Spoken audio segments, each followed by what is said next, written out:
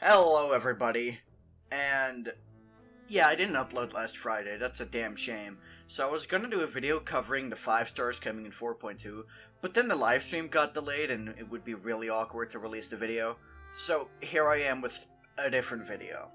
And today we will be covering Navia, because we know she's coming out in 4.3, and she is by far my favorite Fontaine character, so I wanted to do some predictions on her kit. Is what I would say if it wasn't for fucking Flip. He made this video about why GEO is doomed to fail. And you know what? I was gonna leave him alone, but that's until he insulted 2 of my favorite characters. So now, this is a personal attack, and I'm gonna have to expose you for being wrong, Flip. So why do I disagree with the notion that GEO is doomed? Well, it's simple. GEO fucking sucks, yeah, but that doesn't mean it's doomed to fail forever. There's other hypercarries that utilize raw damage, specifically Wanderer and Xiao, who do very well nowadays. And tell me how they're not just GEO characters, because they just rely on raw damage without having reactions to benefit them. And people often, don't think about that when they say that GEO is bad. And GEO has a better resonance than Animo, which means that if we got a GEO unit on par with Faruzan, then we would have a lot fairer of a playing field to work with. Even modern carries like Linny or Nouvelette are pure damage based, and they don't really get a lot of benefit from reactions. Of course, Nouvelette is different because he does still utilize them to boost his damage, but it's in a way still raw damage. But I specifically wanted to mention Scaramouche here because of his Ascension 1 passive that gives him buffs depending on if he comes into contact with the swirlable elements. And the reason I wanted to talk about that specifically is because of the current leaks on Navia. Because the current leaks say that Navia is going to be an attack scaling DPS character who gives herself GEO infusion with her E and creates a turret with her ultimate. That, kind of reminds you of Ayato and Ganyu in a way, specifically Ayato, which kind of fucking scares me. But leaks also say that she utilizes Crystallize in a way. There's also been a leak about a new artifact set coming in 4.3 that will buff attack and GEO damage based on how many Crystallize shards you absorb with 2 stacks. This means that she has potential to be like Scaramouche in a way that based on which Crystallize shards you absorb, you are going to buff your own damage in a way.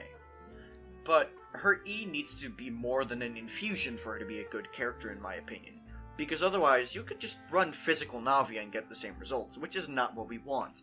And a lot of DPS characters have shown us that even if it's just a raw infusion, there's usually more to it. From a whole ass stance change like Child, to a multiplier buff like Wanderer and Yoimiya, or even like extra damage hits like Alhaitham's Mirrors. There is always something more going on, and Navia needs that too.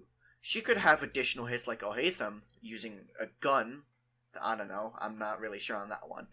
Or she could be like Child, where instead of using her claymore, she just changes to a whole different weapon in general. I don't see this being the case either, because it has specifically been stated to be a stance change multiple times. So I think something closer to Wanderer, Yoimiya, or Xiao, where it just buffs the damage that she's already doing. Her ultimate has also been leaked to be a turret sort of ability, likened to Yaimiko or Ayato, where it's an off-field presence ability, and I assume it's there to help with Crystallize, which is very interesting, because why would that need to be a thing if her Crystallize only matters when she's on the field? This means she could potentially buff the entire team with Crystallize, and maybe can be played like Ayato and Ganyu, where the burst is a significant part of her damage and doesn't require her to be on field. Another thing that interests me is how her Crystallize mechanic is going to work specifically, because it could just be like Wanderer, where you only need to get the shard once and then you have your full damage buff. But given that the set needs multiple stacks, I don't see this being very likely. What I can see happening, however, is that the quantity of crystallized shards is going to have an effect on the damage. I've already done some crystallized testing, given that, I'm really excited for this character, so I wanted to see how you could build a team around her as soon as possible. And what I found out is that the highest Geo application in the game comes from a combination of Zhongli with the Geo Traveler, because the Geo Traveler creates 6 fucking Geo constructs, and Zhongli is able to resonate with all of them, as well as a burst applying 4 units of Geo, which is a lot. This also means that you would only have 2 more slots left in the team, however, which would likely go to Navia, and then you'd need someone to proc Crystallize, so someone like Raiden Shogun or Kuki Shinobu would be good in this role. But then you don't have Bennett, and as I said, since he's an attack scaling DPS, that leaves little room for the team. So both of these seem like they're not great altogether. So I hope that there can be a balance in some way, to the point where her crystallized damage buff does have a cap, so you don't want to overly focus on getting as many crystallized shards as possible, but you also don't want to settle for just 1 crystallized, because if it's just 1 crystallized shard that you need, then she's just gonna devolve to be more boring, and I kinda don't want that. The reason I'm stressing out so much about not wanting to just maximize the crystallized shards is because teammates matter a lot in this game. Faruzan is like the real reason that Scaramouche actually works as a character, and if Navia doesn't get the opportunity to have good teammates to, buff her damage, that means that she's going to end up like Scaramouche if Faruzan didn't exist, and I think no one wants that. But Thunda, you were shitting on Cryo in an earlier video, and now you're defending Geo? Doesn't that make you kind of a hypocrite? Well, it's different situations, because in Charlotte's case, we already knew what her kit was, so we knew that there was no place for her in any Cryo teams, because getting rid of Shenhe is simply too big of a damage loss to afford.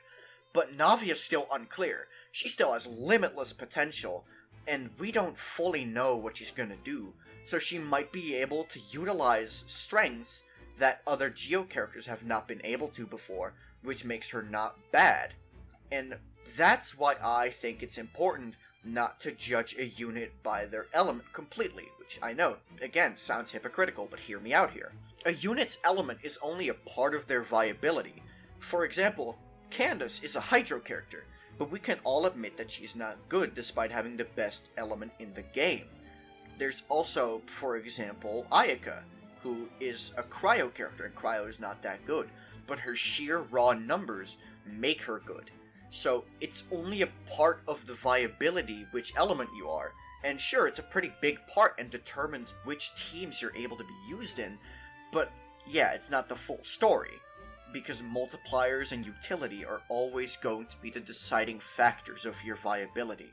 If you found this video in any way informative, or at least interesting, I highly recommend subscribing.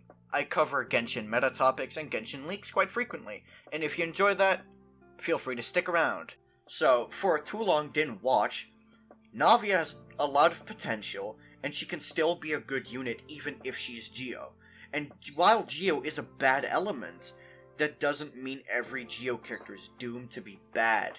MiHoYo just needs to get their head out of their ass and actually balance their damn game correctly. But that's it from me. Peace.